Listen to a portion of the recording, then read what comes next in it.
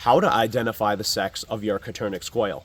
So it's really important to know the ratios of how many males to females that you have within your flock, because if you have too many males, you can experience territorial issues, overbreeding of the females, which will ultimately induce stress on your hens, decreasing their egg production, or even seizing it altogether.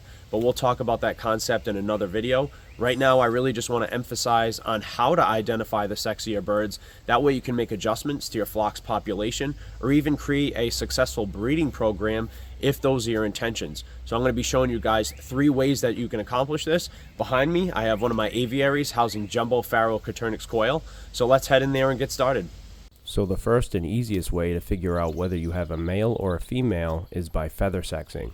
This is done by visually inspecting the patterns or markings on the quail's chest and neck area.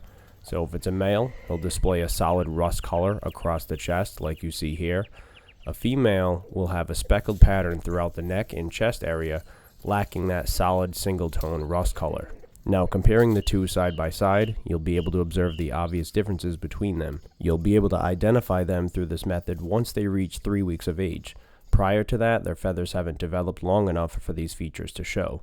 This method pertains to the common wilds or farrow Coturnix quail breeds like I have here. Not all quail breeds are feather sexable.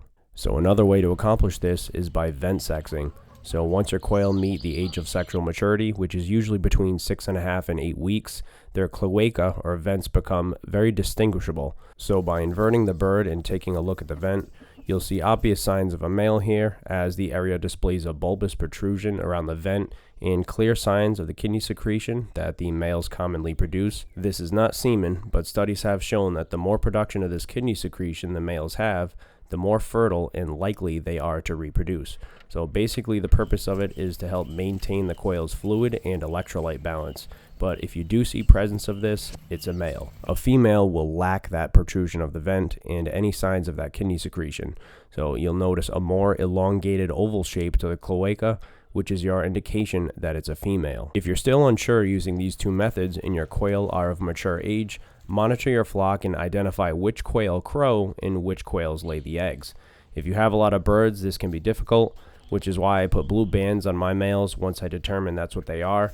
This makes managing my birds much more efficient, which is less stress on the flock overall. So those are the 3 simple ways to gender identify your quail. As always, if you found value in this video, like and comment, and thanks for watching.